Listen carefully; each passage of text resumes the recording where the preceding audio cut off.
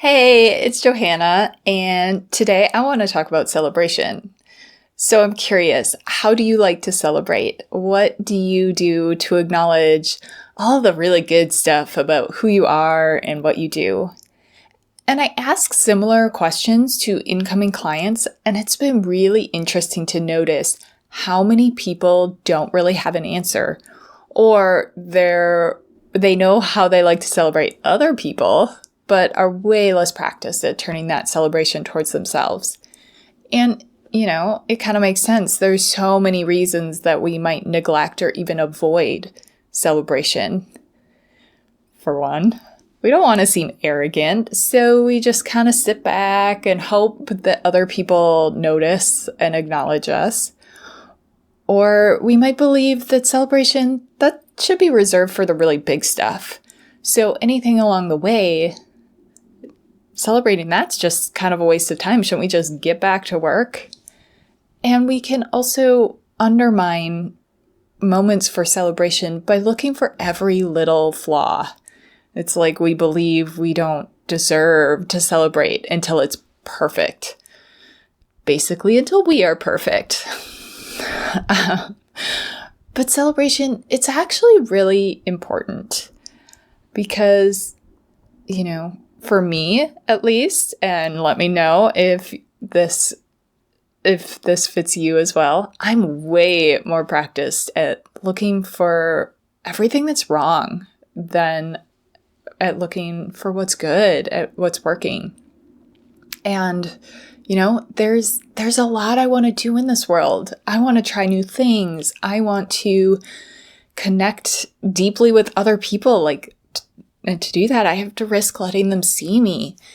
And I want to do what I believe is right, even though sometimes that means going against what others think is right. And it is so much harder to trust myself if I'm just always focused on everything that's lacking, every flaw, every way I don't measure up.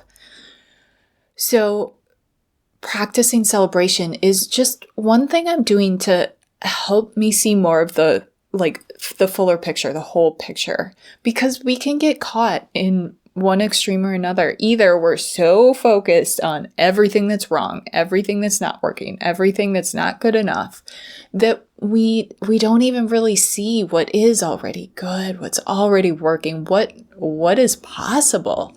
Or we go to the other side and we just kind of, everything's fine. We're not really celebrating, but we're just pretending everything's fine so we don't have to look at, what maybe does need to shift or change. Neither of these things set us up to make solid decisions about what's next because we are not seeing that whole picture. And it is so much less painful to look at what might need to shift, what might need to change, what's not working, if we're also taking the time to acknowledge and celebrate what is good, what is working. And it's a lot easier to remember that we are totally capable of learning and growing and figuring things out and making it through tough times when we acknowledge and celebrate everything we've already learned and grown, ways we've grown, and how much we've already made it through. And really, it's just so much easier to keep going when we celebrate the little things along the way, rather than waiting till someday when we reach this ultimate goal somewhere out there and everything's perfect. And celebration also, it can be helpful in our relationships to celebrate ourselves, because in doing that, for one, we get more comfortable with celebration. So when someone else does celebrate us, it's a lot more easy to receive instead of just kind of brushing it off. But we're also laying this foundation where that need to be seen and acknowledged, we're already meeting that for ourselves. So when others see us, acknowledge us, celebrate us. Because, yeah, that feels really good and it's part of relationships. It's not bad to want that. But when we have this foundation of doing it for ourselves, we're not desperately trying to earn that from other people. So we can just really enjoy it. And we're more able to show up as like who we are instead of trying to, sometimes I find myself changing or hiding parts of myself, trying to earn that acknowledgement from other people, but doing that in ways that don't feel good. So when we practice celebration, we lay this foundation so that we can show up and celebrate ourselves and other people and receive acknowledgement and praise from others in ways that feel much better and not so just desperate.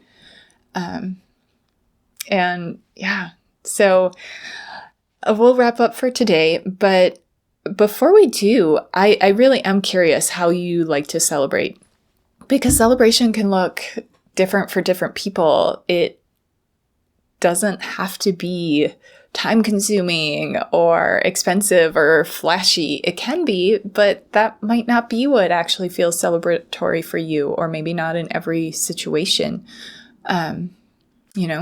So think about it. Some people like to have a little dance party, or maybe like to share, like tell someone about it. Or it might be doing something special, going to a special place, lighting a special candle, enjoying a favorite treat or a book. And celebration, it can be so small and quiet and just fit into our daily lives.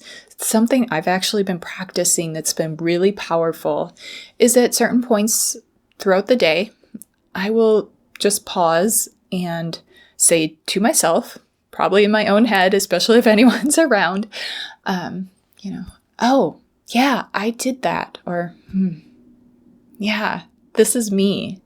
And it takes 2 seconds. No one else knows I'm doing it. But it feels good. It feels good to just be taking that second to acknowledge myself and practice that. So, I'd love to know what's something you can celebrate about yourself today, and how are you going to celebrate? Leave a comment. We can have our own little celebration party over here, and I'll be back with more soon. And in the meantime, remember, you can trust yourself.